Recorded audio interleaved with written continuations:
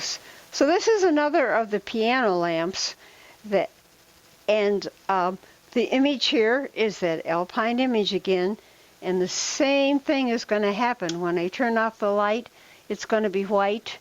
And so this one has paint that's on the inside, and it'll fool you if you look inside because it's just smears of color that's in there. There's nothing that's definitive or carefully drawn trees or carefully drawn critters. It's just smears of paint.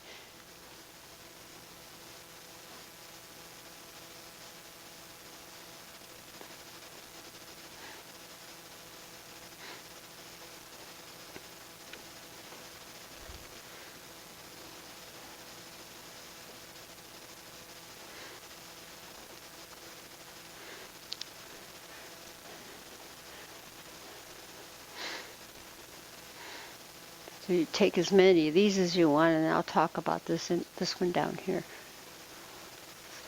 So down here we have one of our very few pieces that is signed, and it says Blue down in the corner, and it was created by a Native American woman named Mrs. Blue, who came to Mr. Blair's museum, which was originally on Robinwood in a big house down near the Toledo Museum of Art.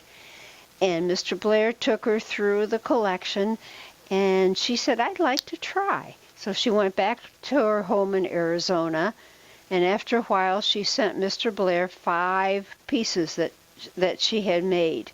And for somebody who wasn't trained and was just kind of doing this on her own, it's a pretty good image that she has here.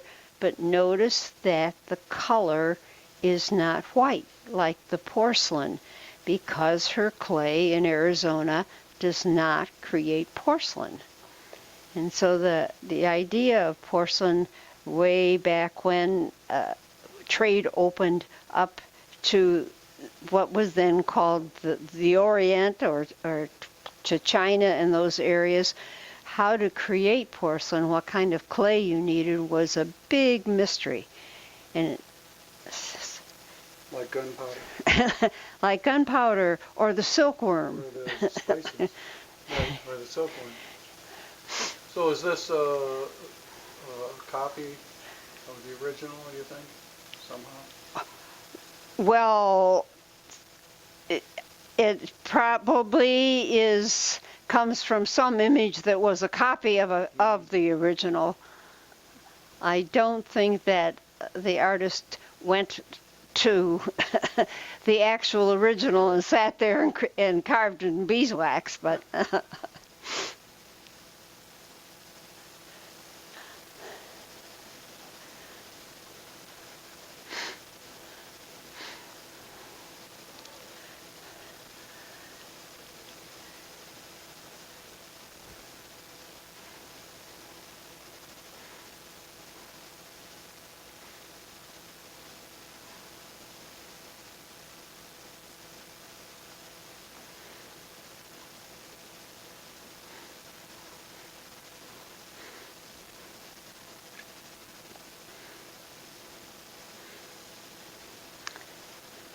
now in this little corner we have some little images of a photograph of Mr. Blair, a sign that he had in his original museum, and besides collecting Lithophanes and the other things I mentioned, he also had a large collection of carved waxes, some of them from all the different ages in history, and a couple of them were so precious to him that when he brought them back from Europe, he actually bought a seat on the plane for his collection. His original museum, as I mentioned, was down on Robinwood, and there's a sketch of his house and his museum. Remember what the address was in Robinwood? No, I don't. Okay, in case people want to go or drive by it. It's in pretty bad shape now, I understand. Yeah. Who's this picture over here? This is a picture of Posy Huebner and Bob Huebner. Posy was Laurel's cousin, Okay. And she lived in grew up in the Old West End, right near him. And when the time came for Mr. Blair to give his collection to the city of Toledo, Bob was put in charge of doing all of the hard work. I could say the dirty work, but a lot of the hard work of getting things organized, getting the city to find a place, getting the city to do all of those things. It took 10 years to finally go from the city receiving the collection to the Blair Museum actually opening up. And Posy, for a very long time, was the guardian angel of the Blair Museum. Oh, nice. So what do we have here? This is ceramic and, so these little cups. Yes, are little things that our first director, Margaret Carney, found and picked up. But this is a really good example of the porcelain factories, and besides cups and saucers, the wonderful figurines and things that they produced, where the lithophane is just one component in the whole composition of the piece.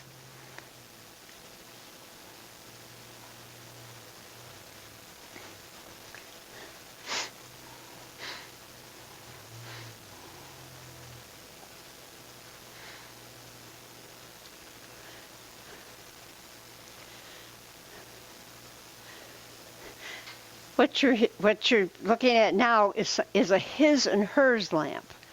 So you can tell that her side has the roses, but it also has romantic scenes, where his side has outdoor stuff. In this case, waterfalls are the scenes on his side.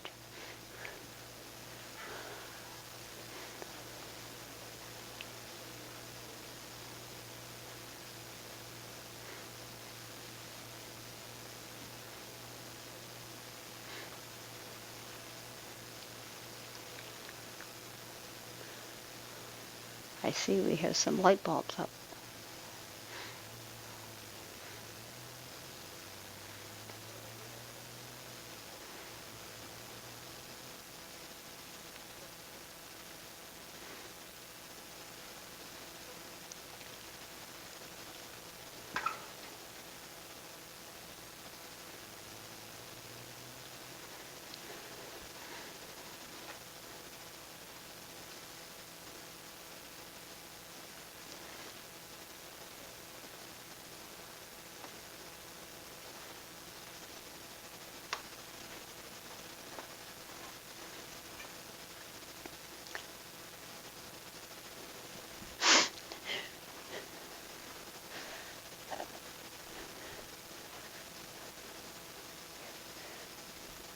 That one comes from the story of The Little Mermaid.